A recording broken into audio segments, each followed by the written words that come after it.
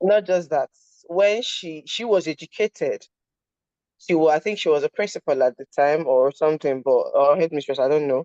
But she came back to her hometown and saw the things that women were going through, not just what they were going through, the whole how they were being extorted of their money. The market women actually, how they were being extorted, how they were being taxed for, the taxes were ridiculous.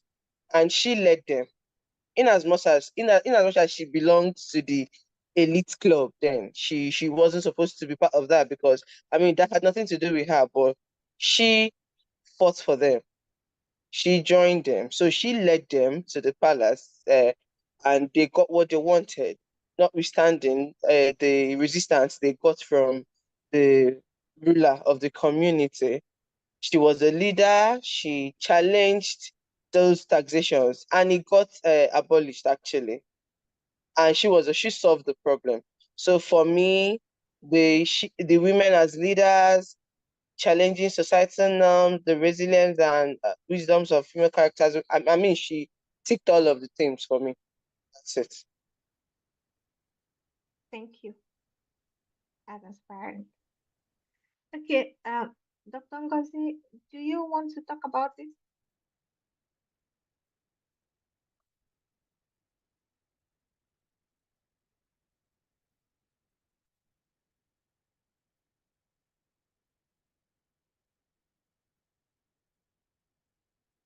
Okay, so she wrote in the chat, the Aba Women Riot did it for her.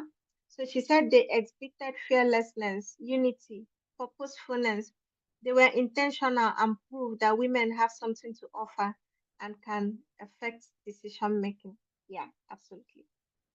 Thank you. Okay, anyone else? Yeah, let me see now. Do go.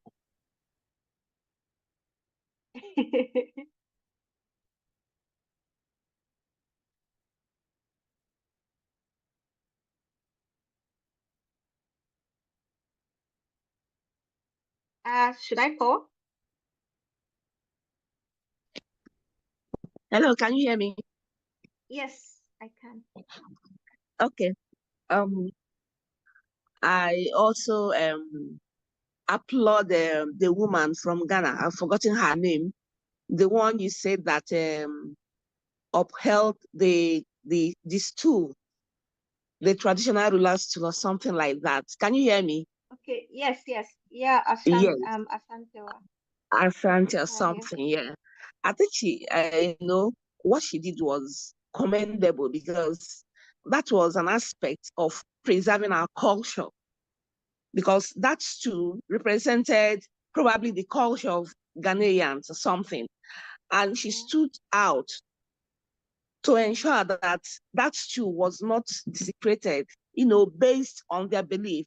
So I believe that our culture should be protected at any time against any force that is outside of that culture, because that is one of the problems we are having today. Even this folklore or the folk tales we are doing today, many of us are losing touch of that, because these are things that we are told, from time to time, years back, which is no longer in vogue. Now, let me put it that way. But as you brought it now to Wikimedia, I think it's very good.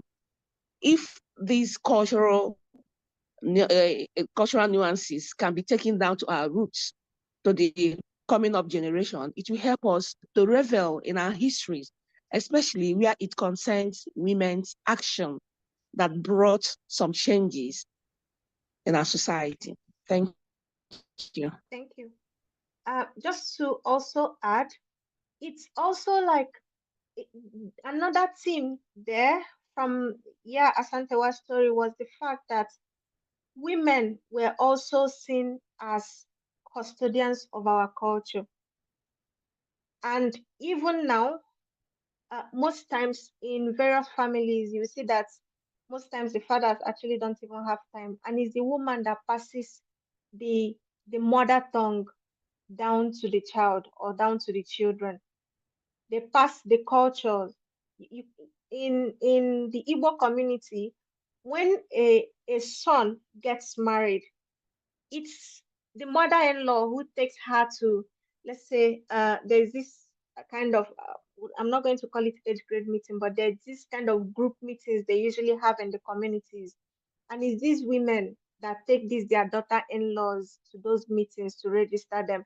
It's also a way of them being the custodians of these cultures and carrying them, passing them down to other generations as well. Thank you for that, Dr. Ngozi. Uh, Dr. Solomon, you had your hand up. Want to share? Okay, can I speak? Yes, please. Okay, I'm beginning to understand this feminism well for the course of this call, and beginning to make sense to me. Okay, so talking about women and their doggedness and how they, you know, um, they were able to do a lot of things. Phenomena of Zaria, is one lady I admire her courage so much.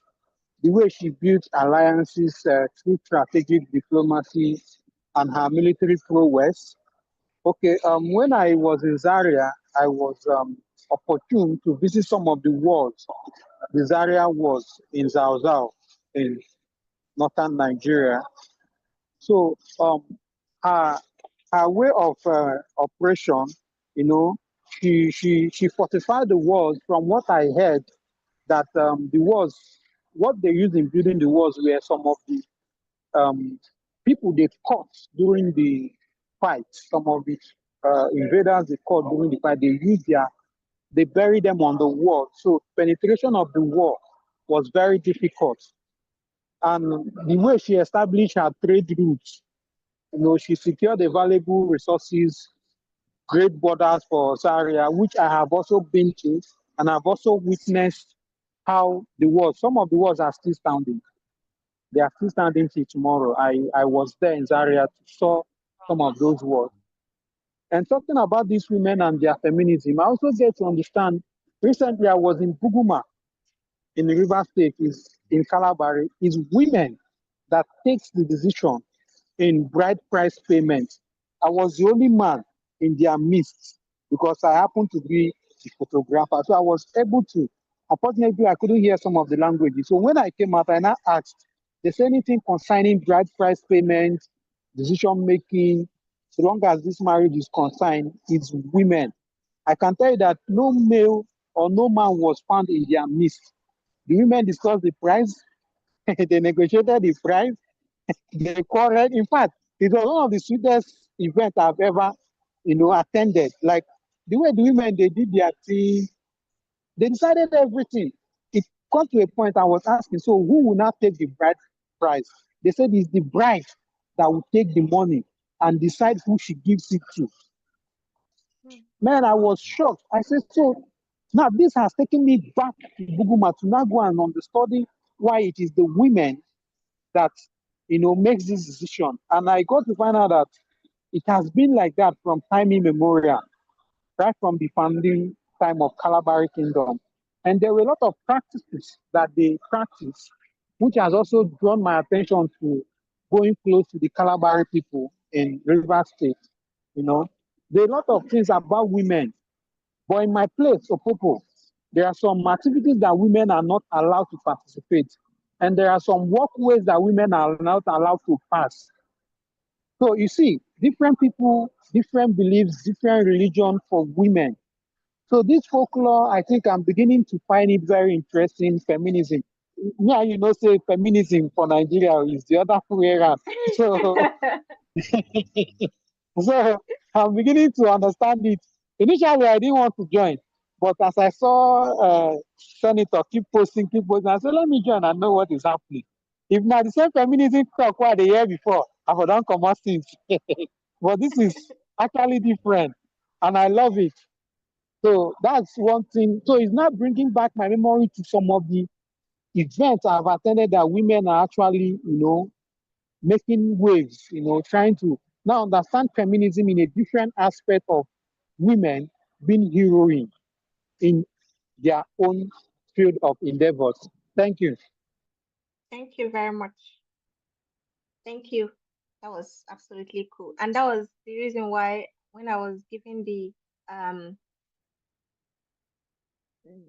definition of African feminism as we're focusing on, I talked about it not being about witch hunting men or hating men like we all know in Nigeria where we are from.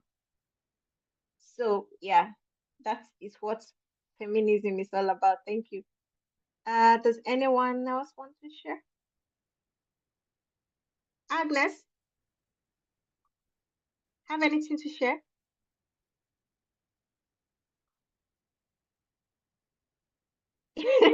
No, we don't hate men. We are all in this together. We are partners, so we cannot hate men. All right. I beg you, don't hate men. No. Okay.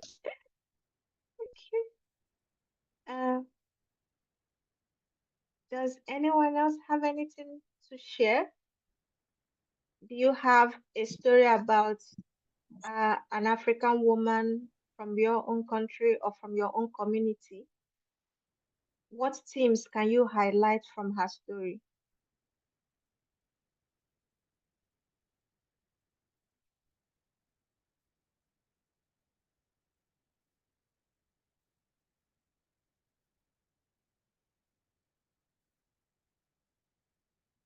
This was supposed to be like a kind of group activity with breakout rooms, but unfortunately, we don't have breakout rooms. So let's make do with what we have. Deshini Miriam from Tamale Wiki Hub.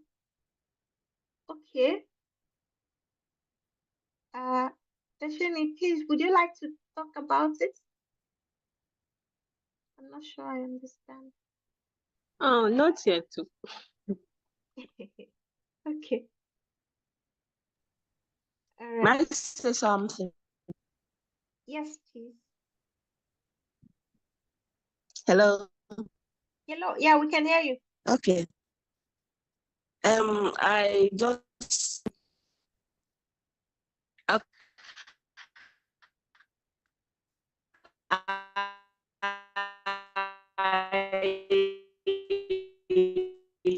just want to each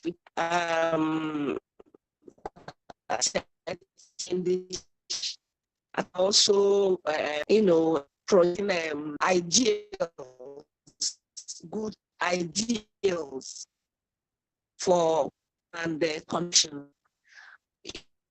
Even the women in traditional religion.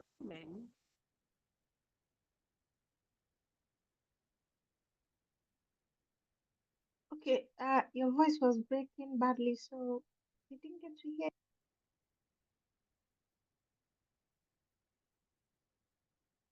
Okay. Nana, I don't know if you're here. Let's see.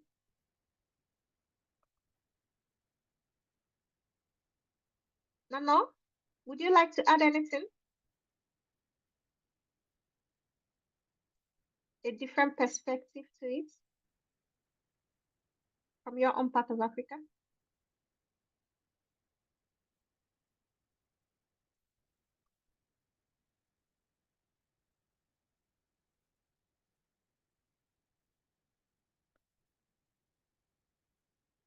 Okay, there's another hand up. Whose hand is up? Let's see.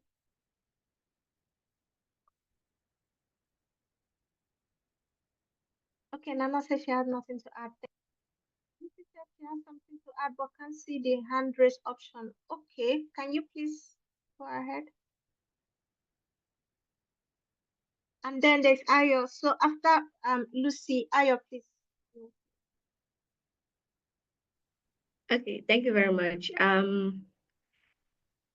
There's this particular individual I literally find so inspirational about, and is someone that both in the literary field, she's like, would I say, a role model, So you talk about women doing something extraordinary in the Igbo community. Talk about Chimamanda Ngozi Adichie, because her acquiring the chieftaincy title, is not something that is so common here in the East and here in the Igbo society of the present day. Yeah. So the way she's able to create a synergy between the cultural aspect of the Igbo culture and the modern aspect and the Western perspective. Now, she's a writer. She's a well-known writer. Then she now acquired this chieftaincy title. And then what does her chieftaincy title entail? Like, she's given the chieftaincy title of Chief Odelowa or Odelora. No, it's something that is quite, yeah, so it's something that is quite exceptional. And whenever I see women do it, I have this inner joy that, yeah, there's still something left for us women in the society. That is not just about the kitchen, women remaining in the kitchen, but we can also use our skills and our intellect to also break boundaries, even in line with the cultural norm, or with our cultural traditions, just like Chimamanda Adichie. Thank you very much. Thank you very much. Thank you.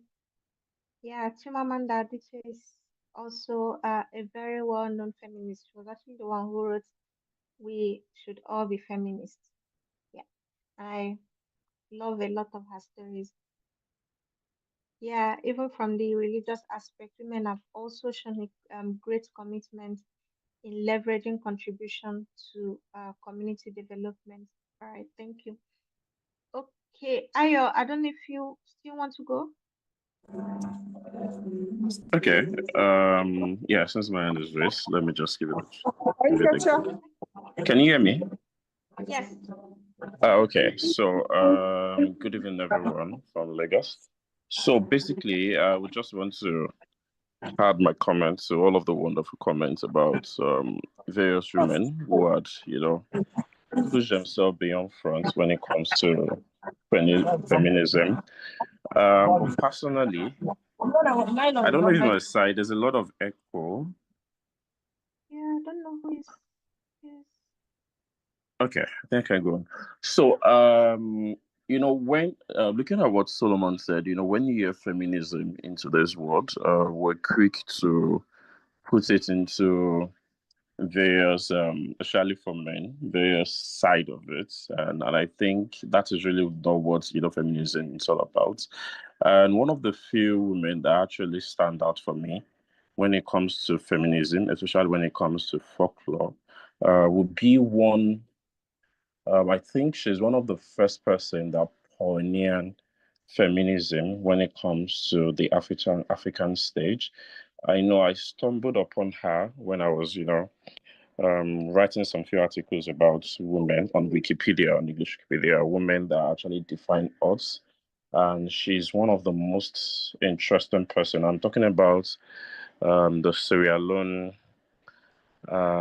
woman. Her name is Adelaide Cassie. Adelaide Cassie.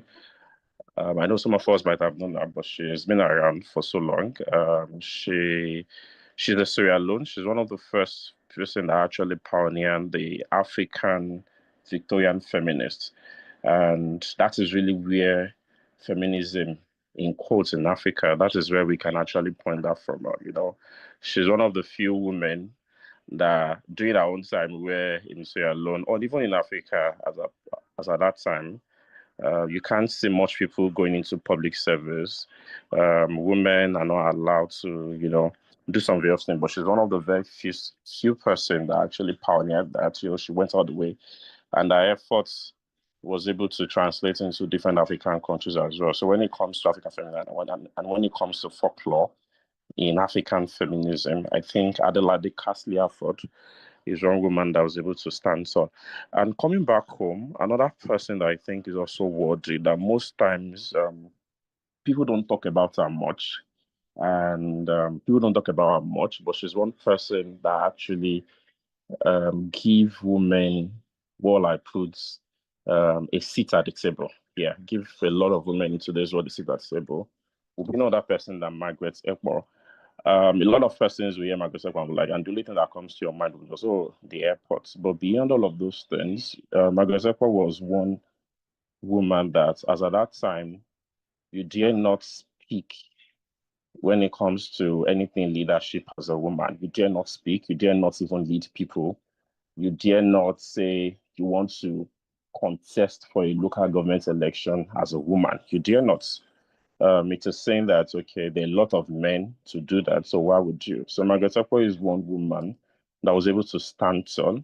She went out of her way to become one of the most interesting women in the First Republic in Nigeria, that was able to move for Nigerian independence, that was able to um, contest, form political parties, contest election. And because of that, a lot of women in Nigeria at that particular period, and even in Africa, were able to now stand tall when it comes to politics. So these are just women, basically that went out of the way to pave way for what a lot of women are actually enjoying today in terms of freedom and in terms of, having a share or having a seat at the table. So yeah, when it comes to feminism and folklore, and these are the two women for me that actually stand tall, and I was able to pioneer what really feminism means, which is more of fighting for women's rights and girls' rights. Yeah, thank you.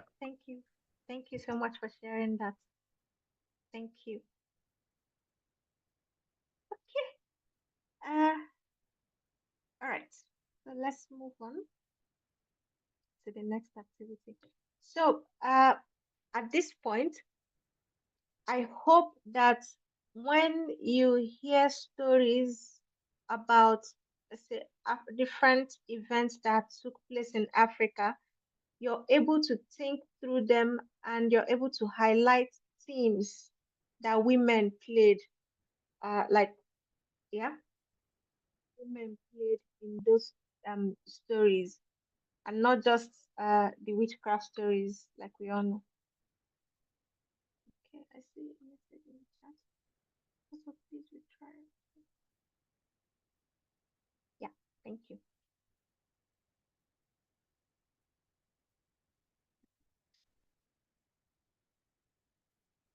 Okay, so the next activity I have was going to be a 30-minute activity where we'll rewrite the stories, the folklores or the stories we've always heard while growing out with a feminist twist. So, for example, the story where we heard about the wicked stepmother, can we change this narrative around?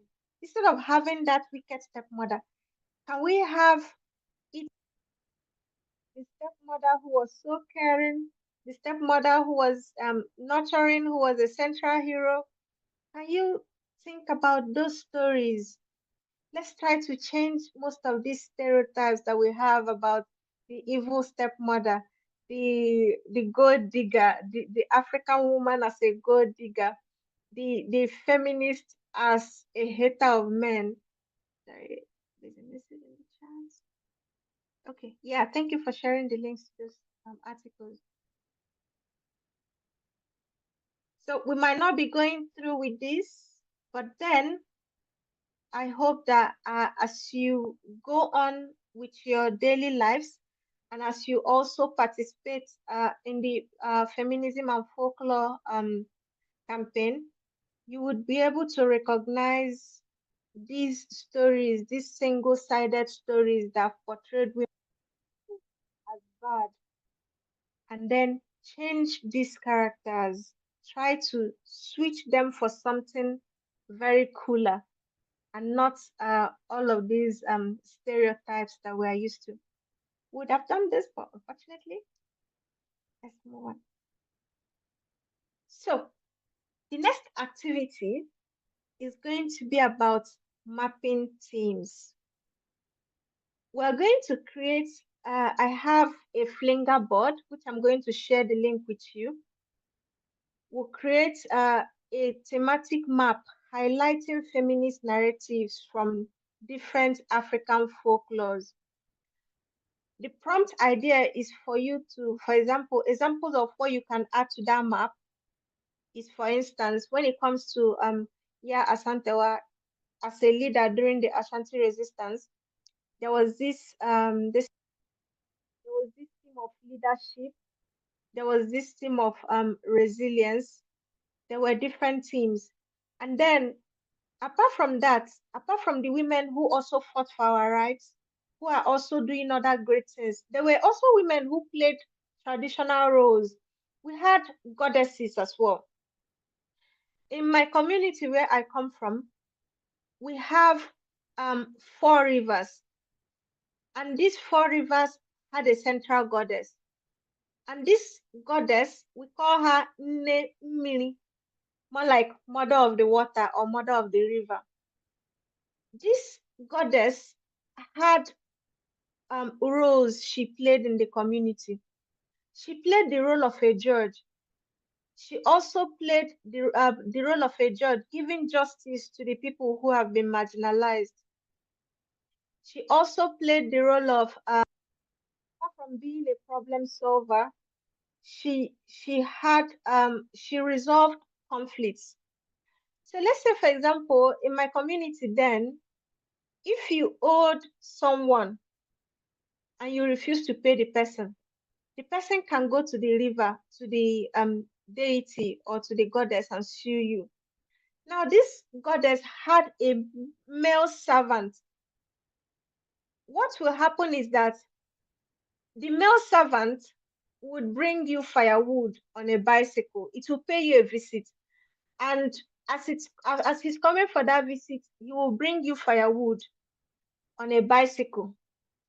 And then let you know that this person has sued you and you are supposed to come to the river, which is where the shrine is. And when you don't come, or when you do not pay back what you're owing, it was justice. And it meted out justice in different forms and in different ways. It can kill, it can cause you with different diseases. It can also prevent you from maybe having the riches of life. So whenever you hear that someone atorogomu na nne mmiri ihe, you will know that there is a problem. You have to run to go and like answer for yourself or speak for yourself. Okay, so in this story, this goddess played the role of a judge. She played the leadership role as well, where she was bringing justice to the community and also making the community morally upright.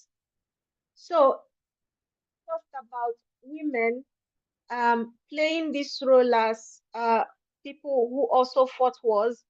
They also had other roles that they played, like spiritual roles, and also roles in other ceremonies. So there are still stories also showing women as creators of art.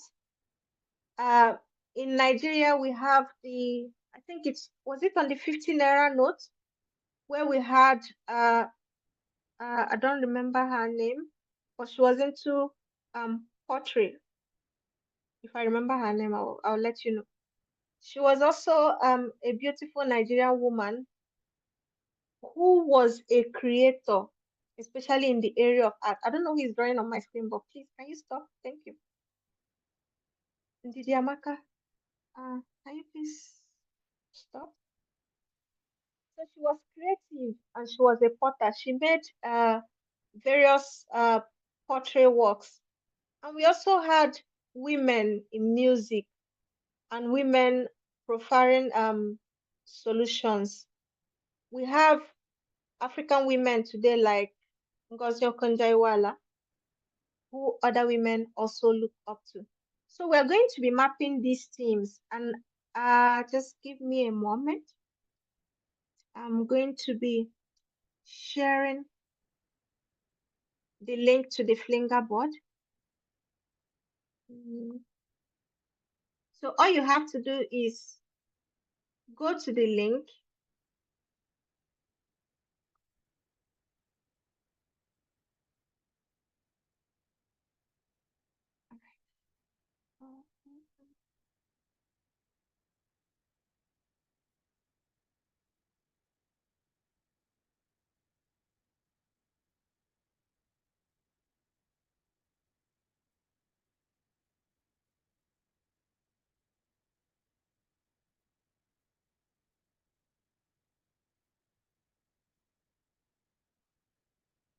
All right.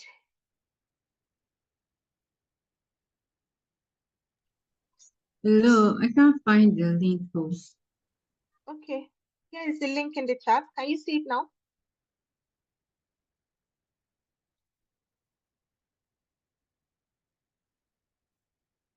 Does everyone? Yeah, thank you, Namdi. Yes, the potter was actually Ladikwali, and she's on the 15 naira note. I don't remember which of the notes. Yes, she was actually, she's still the only woman to appear on the Nigerian currency. Okay. So I don't know if anyone has been able to get to the Flinger board.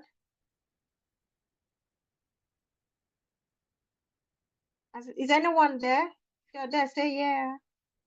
Okay, thank you for me. Thank you, Clinton. All right. So what you're going to be doing on this board, okay, thank you. Masha. On the board, you see various themes. Let me refresh. Yeah, there are 3 different themes. There are actually a whole lot of them, but these are just the 3 I want us to work on. When you get on the board, under leadership, I would like you to try to think back at the different stories of African women you must have had in the past and the present.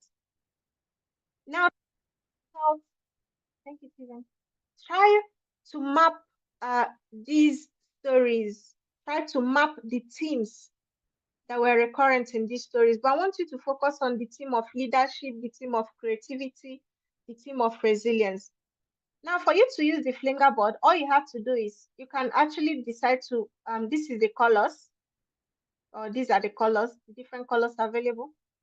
So you can choose from here. If you want it to be, your writing to be in a square, you can use this. Circle, person, title, subtitle, or a text, whatever you want. Now here, you write the message and then you click send. So let's say I want to write in green. The woman I want to talk about who portrayed the theme of leadership is Asantewa. So I will write her name, Asantewa, and then I'll portray it under leadership. I don't know what this person has done, but please don't clean it up for the others. All right. So under leadership, we have Asantewa. So let's see.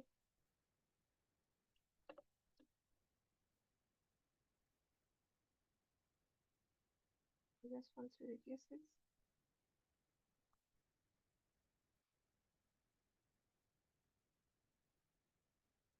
Now, under creativity, we can say Ladi Kwali. You can also mention other African women who may be in the area of music.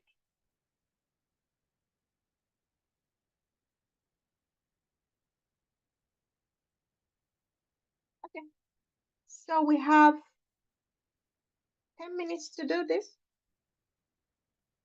Think back at the different stories that you've heard, life experiences. What theme could you or were you able to figure out from those stories? Agoje Warriors of Dahomey. Nice.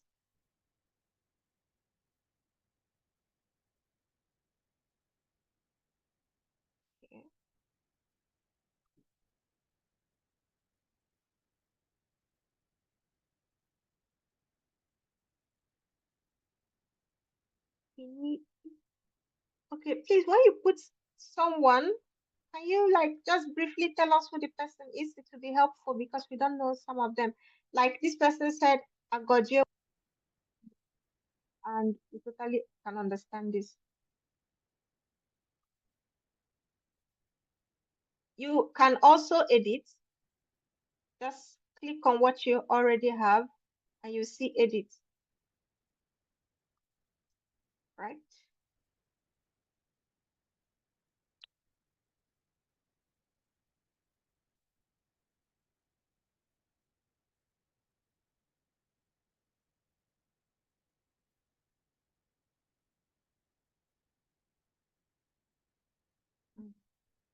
Okay, makes sense.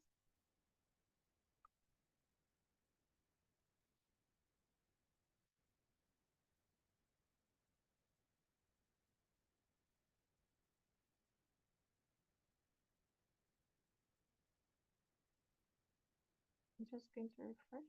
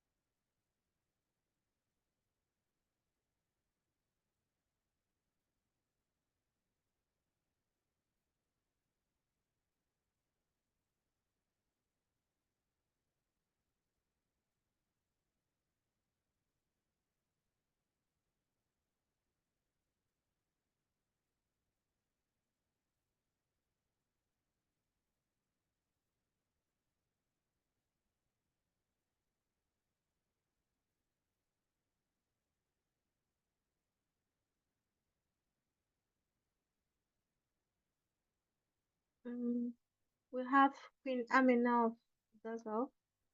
Can you please also add where she's from?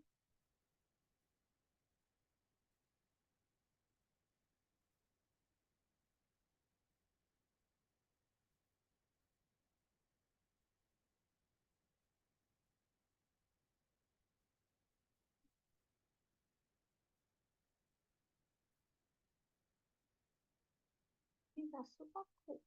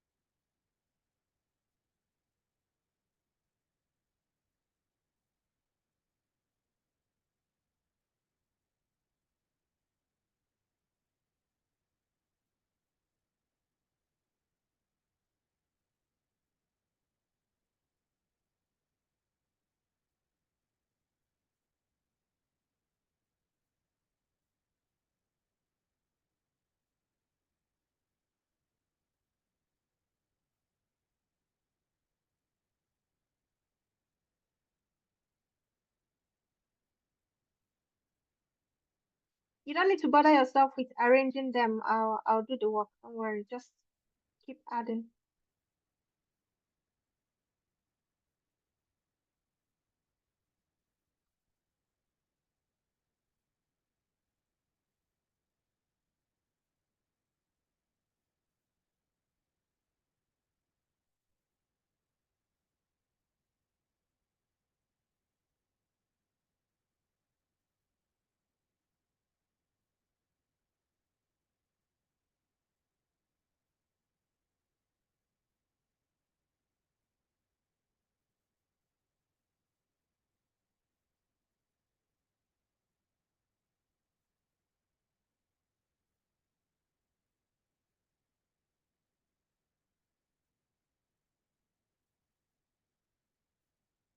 Please remember, as you're writing the person, help us to add who this person is. It would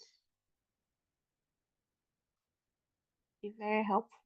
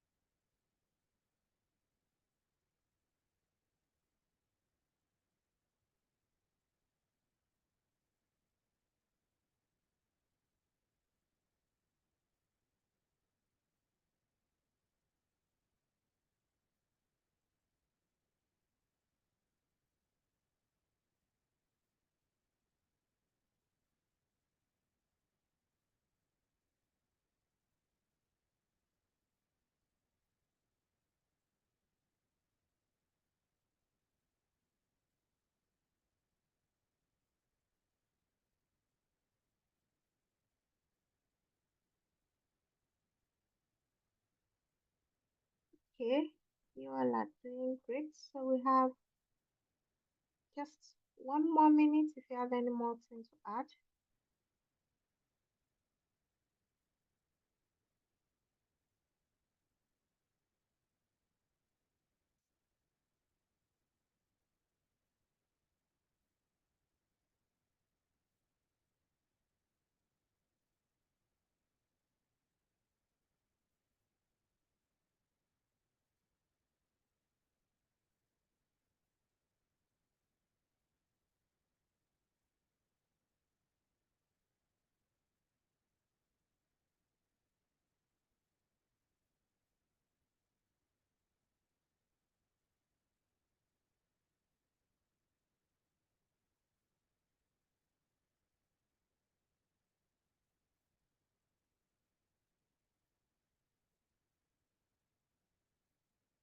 All right.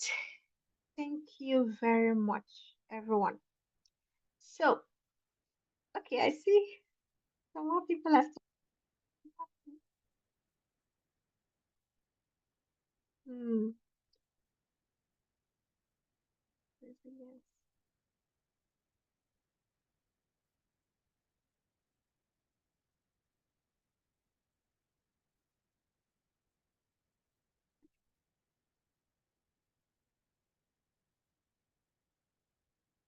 So, coming back to our flinger board, thank you if you still adding. It's okay, you can keep adding if you want to. Uh, Coming back to our flinger board, we know that women have played various roles, and there are different teams that actually um that portray or signify these women. But I just decided to for us to settle with leadership, resilience, and creativity. There are so many more, many of them as possible. And when you'll be writing your own articles during the feminism and folklore campaign, you can definitely decide the themes that you want to highlight in every of their stories. Here, under leadership, we have Ngozi Okonjo-Iweala, we have Phenomena of Zazo, we have Rani Lazmi Bai. I don't know who she is. It would have been helpful if you added maybe her country. We have Iya Asantewa from Ghana. We have Queen Zinga from Angola. We have yeah Margaret Ebo from Nigeria. We have the Agodie warriors of Dahomey who were very resilient. Okay, Queen of Jansi, India. Thank you, but we're actually African women now. Okay, we have Kabusha. She denounced the French colonial power in Morocco through music. Oh, that's super cool. Dora Akunyeri from Nigeria. We have Hajia Gambo Sawaba. She fought for women to vote in northern Nigeria. If not, I'm sure northern Nigerian women wouldn't be voting by now. That's super cool. Fumilayo was deeply involved in fighting for gender equality, social justice, anti-colonial activism. All right, thank you. She's from Nigeria. Princess Inigbi from Nigeria as well. She was a princess in Igala Kingdom. She actually sacrificed her life so that Igala people could get their liberation from during the Benin Igala War. That's cool to hear. We have Anansewa agreeing to something. Not sure. But I think this should be Ghana. Am I mistaken? Not sure. And then under creativity, we have people like Ladi Kwali, who was the author I talked about, Chimamanda Ngozi Adichie from Nigeria. She uses creativity to give women back their voice. Yes. I actually listened to a lot of her talks, her speeches, and I like the way she does her storytelling. That's one thing I admire so much. And each time I have maybe something, I just go watch Chimamanda and Ngozi Adichie so that I can get morale. Okay. Then there is Honora. of Igbo origin who uses her voice to appease the gods on behalf of the community members. That's so cool. That's under spiritual. Netiti, creativity in art and religion, key figure in the religious revolution. That's nice. Which country, please? Ladipali. Yeah, we have Ladipali. Thank you so much, everyone. I'm going to stop sharing this and then go back to our final.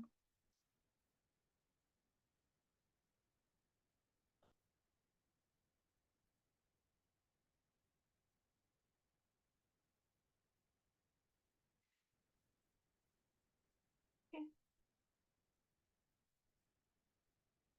Now, we might be wondering why feminism and folklore is important.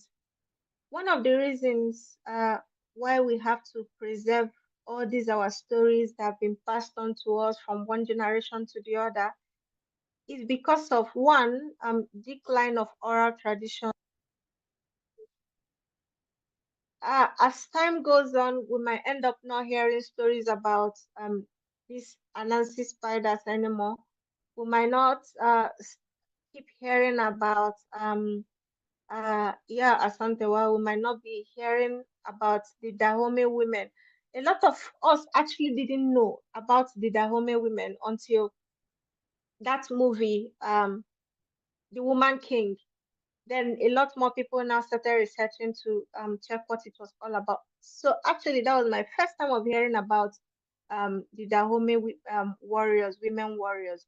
So that is to say that if we do not preserve them, they will keep declining, and before you know it, they would actually phase out of our histories, and then we'll keep on seeing women as these people that their places are in the or that a woman's place is in the kitchen. She actually doesn't have any say in anything that concerns the community or the family. We keep on seeing them as witches who have just come out to only say to destroy, to kill and to destroy. We'll keep on seeing them as these wicked stepmothers, just like most folklores keep telling us. We'll keep on seeing them as uh, gold diggers, just like a lot of people see African women today. But then, if we do not tell the stories about how African women are fighting for equality, how African women are using their different powers in leadership positions, in creativity to make things right and to be give us more voices, will not be able to hear them. So this and more are the reasons why we should tell these stories. It also talks about the importance of representation in global narratives. Like we all know, there are actually on Wikipedia, you have lesser number of articles about the 54 countries of Africa than you have about the city of Paris. And I don't know, those of you who are on TikTok, who are on Instagram, you see that when BBC wants to tell a story about Africa, you've seen that this in that video where they will not bring the skyscrapers that are in Africa. They will not bring the fine cities. They will not bring out the fine things that Africans do. They will go to those places where we are suffering from those very rural, areas, and those are the stories that they keep portraying of Africa. And I keep on talking about Chimamanda Adichie a lot. When she was talking about the dangers of a single story, she talked about how her mother usually they used to have this house help when she was 8 or thereabouts, and then this her mom usually told her about how this house help comes from a poor family and how they are suffering. They don't even have meals to eat until they visited the house help's family, and they saw she saw this beautifully woven raffia basket. According to her, the image she had of these people were this poor, wretched family. that could not even fend for themselves. But when she got there, she saw a totally different narrative. And she also talked about the Mexicans and how they are being portrayed. So in the representation when it comes to global narratives. And then finally, sorry, the different tools when we come to the Wikimedia community, there are different tools that you can use for this documentation of women's stories. We can have folklore videos documented on Wikimedia Commons. I think Uma Soye actually also has videos about different things in the Ekpeye community that she made. You can write Wikipedia articles. Wikitongues has a global repository for language and cultural heritage that different people and activists also contribute to. You can actually put out data items about these women on Wikidata. You can talk about their quotes on Asantewa actually did. She has great quotes about how the men could not stand up, and so the women did. So these are different ways different tools you can use to document all of these during the uh, folklore campaign. And when you're documenting, it would be important for you to also obtain consent. When the Wikimedia community, we all know this. Respect cultural sensitivities. There are things that people do not want to share, maybe because it hurts them or because they just do not want to. So you have to respect those. And then you share narratives authentically. Don't go and add, subtract from it. So finally, as a call to action, document a story today from your community or from other communities that you might have heard of. And I would take you back to the African proverb I started with, which says that until the lion tells its side of the story, the tale of the horns will always glorify the hunter. Until we start talking about the roles that women played in Africa or African folklore, this tale will always portray African women as witches, wicked stepmothers, and evil people. Thank you very much. Wow. Can we please give Tochi some virtual love, claps, flowers, send it across for this beautiful presentation. Thank you so much, Tochi. I think we'll open up to the question and answer segment. If you please have a question, please let's do that briefly, quickly, and then so that we can give you.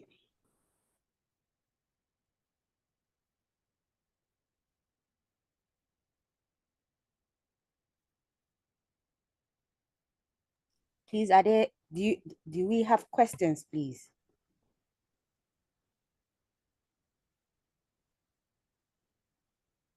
Okay, looks like everyone is pumped and okay with the presentation so far.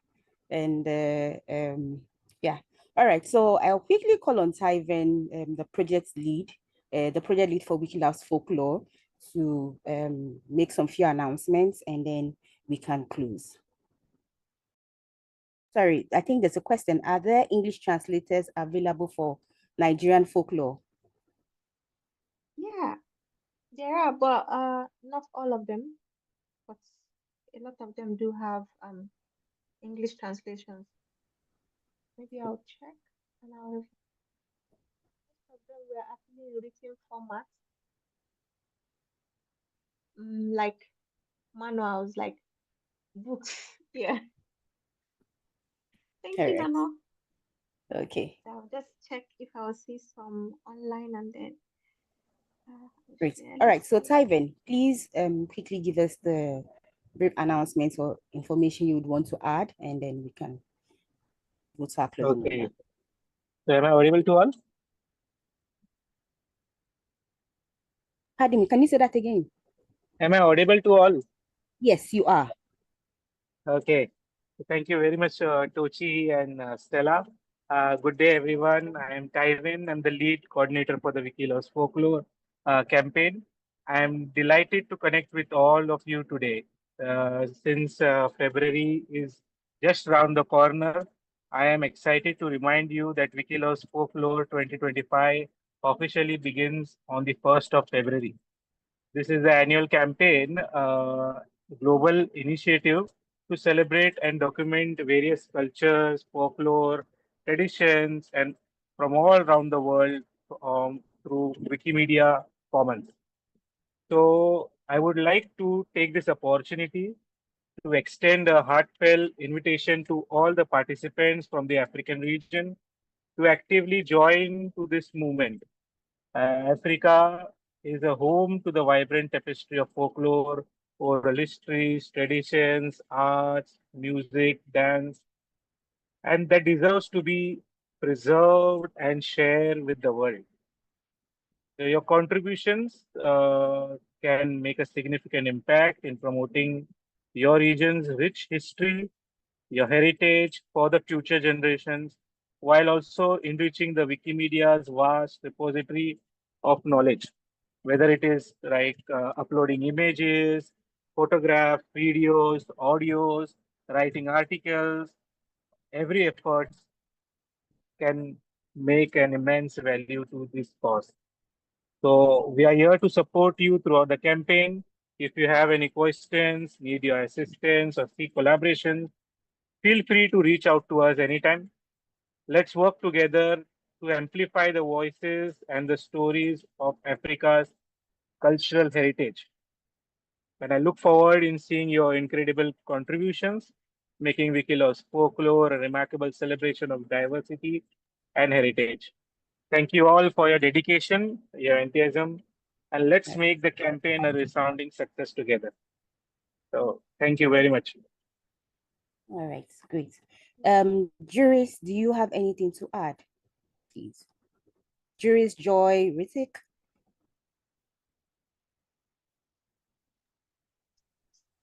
Hello, good evening to you all.